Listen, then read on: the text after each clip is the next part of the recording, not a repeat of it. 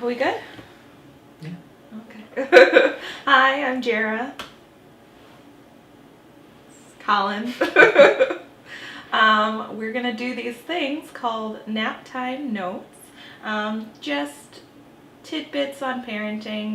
Definitely not any actual advice because we're not experts. But You're missing the main point. We just put Amelia down for a nap.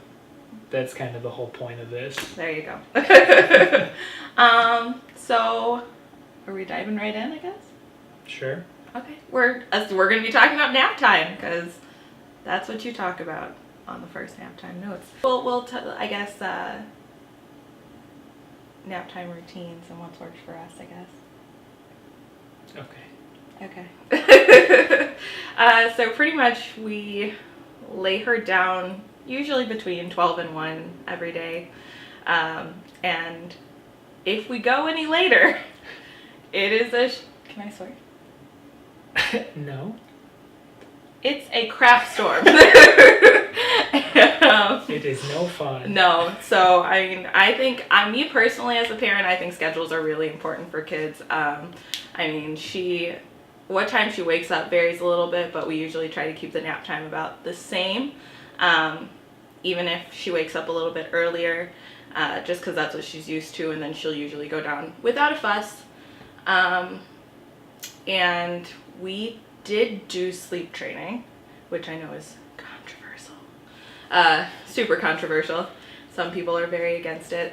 We did rock her to sleep, though, for almost a year and a half. Yeah, about a year and a half. And then eventually that just wasn't working anymore, especially at bedtime, where I would be rocking her and it would take me an hour, 2 hours to even get her to go to sleep. It got to the point, though, where we would rock her, she'd fall asleep, and then the issue became putting her down. Once we lost that contact or started putting her down, she would wake up and just start crying again. Exactly. And then another controversial thing that we did co-sleeping for about the same amount of time. Well, we did co-sleeping for about a year. A little over a year. Give or take. Yeah, because then I weaned off of breastfeeding about a year. Because we had that crib thing that attached to the side of our bed. That we never used. She was in there for a good period of time. A couple weeks after she was born, because she was so little, and I was nervous about rolling over on my baby, which is an actual fear.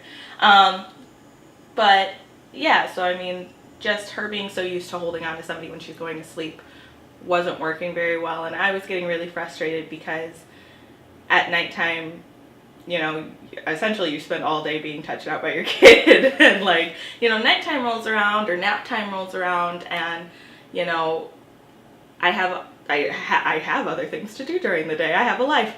And so trying to rock her to sleep for 2 hours was not something that worked. It cut into a lot of our time to really do other things. To do anything. I felt like. Yeah, because when it's nap time, you can't go anywhere because you have to rock your kid. And not to bash anyone, some people love it and it works for some people. Their kid goes to sleep and then they put them down and it's great. But personally for us, it just did not work. So we did sleep training, and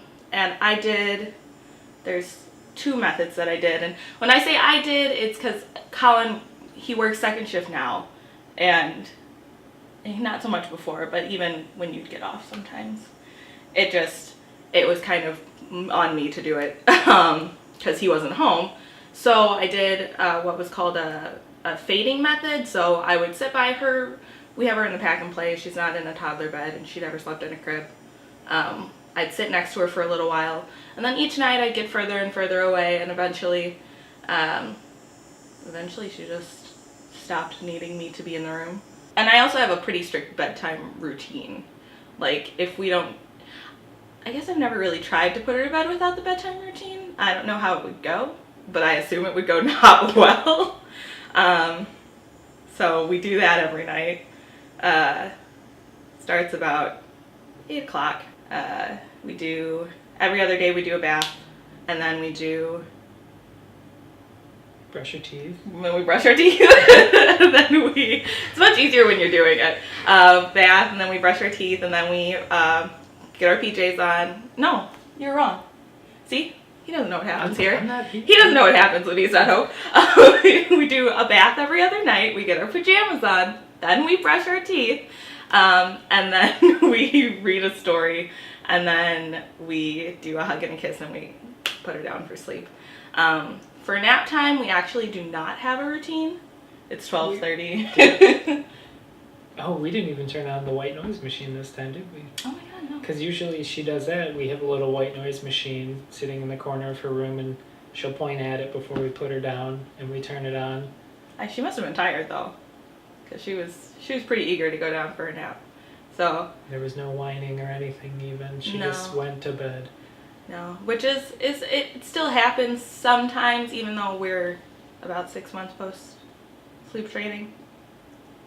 For nap times, at least. Well, moving didn't help either. No, that was kind of rough. The first couple days were pretty tough. And again, he worked second shift, so it was just me all home, all alone by myself.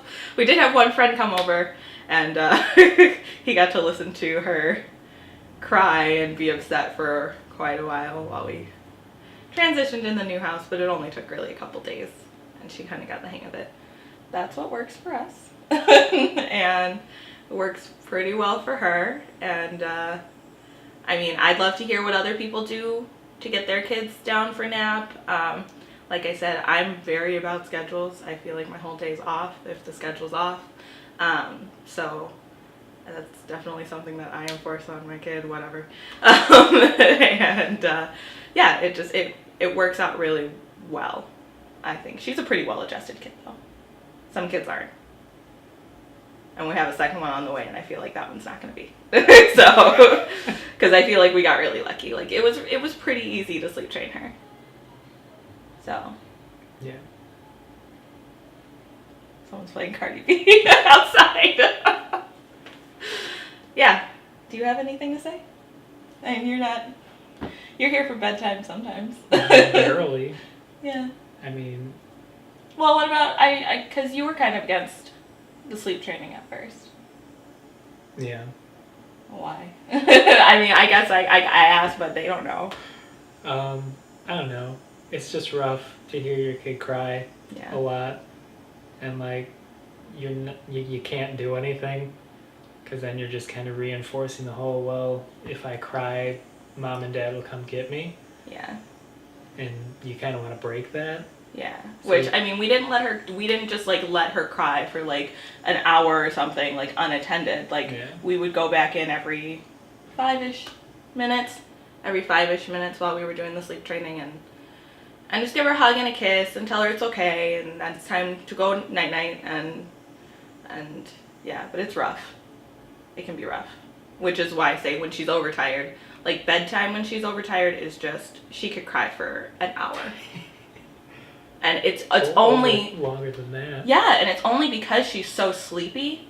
Like, it's not because she's not tired. Like, I know when she's tired, and I put her to bed when she's tired.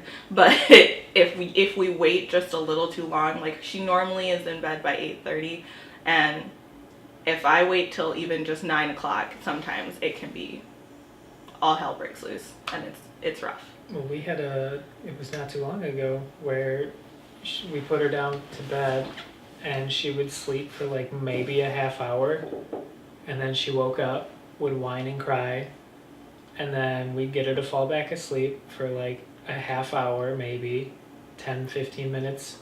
She woke up, whined and cried, we got her to go back to sleep. Yeah. And it was just all night.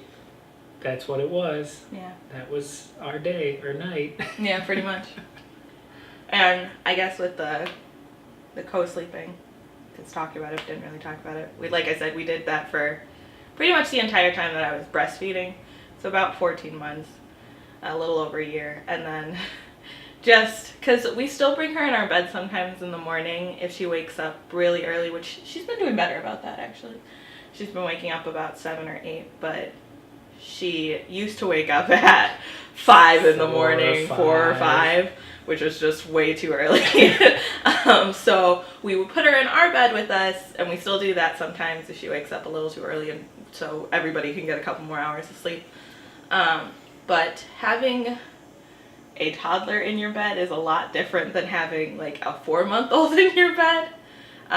They're a lot more dexterous, and she does a thing that really bugs me, which that's my own personal thing. But she has to be like kicking you. She has to like have her feet on you all the time. It's like a cat needing a blanket or something. And but she does it with her feet. She'll just like, she puts her feet all over you and just like pushes or kicks. And I think it's the most annoying thing I've ever dealt with in my life. Like, I'm a very patient person, and there's a lot of stuff that this kid does that drives me crazy that I can put up with. But like, when she starts putting her feet on me, I lose it. I don't yell. I don't yell at her. I try not to yell. But like, get off me. It's serious. I will take her feet and I will move them because I can't do it. I enjoy how that bothers you, of all people. Someone putting their feet on her bothers her, but whose feet are on me all night? Well, she's my child. So she doesn't like it when people put like their hands in her hair when they put their feet on her. Don't touch her hair, Jara. Yeah. Don't touch my hair. Yeah, so the co-sleeping got a little rough because we have a full-size bed and there's just not enough room for everybody there. So I don't know what we're going to do when this baby's born, because buy a bigger bed. We're probably going to, might have to, because we're going to use the little sidecar thing for, that's what I sounded like. We're going to use the sidecar thing for maybe a couple weeks, maybe a month or so. I think that's about how long we used it for Amelia. And then, give or take. Yeah, and then probably she'll end up in our bed because it's much easier to just whip your titty out than it is to get up and go in like another room, or like, it's just so much easier. So that's probably what we'll do. But I think I'm done rambling. You sure? I think so. Nothing I think else you want to ramble on about? Ramble. No, I think that pretty much covers nap and bedtime. I mean, it's not anything too extraordinary, but like I said, I do like to hear what other people have to say about how they get their kids to sleep or what worked best for them, especially through the toddler years. And I know when she gets older, she'll probably start climbing into our bed, but she's almost tall enough to do it now. Yeah, so almost. And you know, every now and then's fine, but every night's rough. So yeah, just tips and tricks from you guys.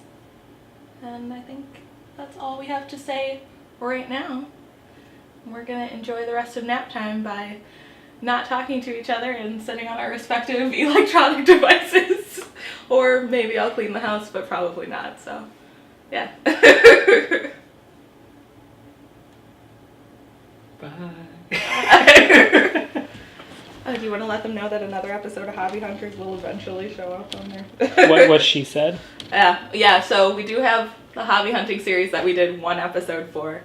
We'll get to it eventually. Yeah, we moved and obviously are having another baby on the way, so we'll get back to it though.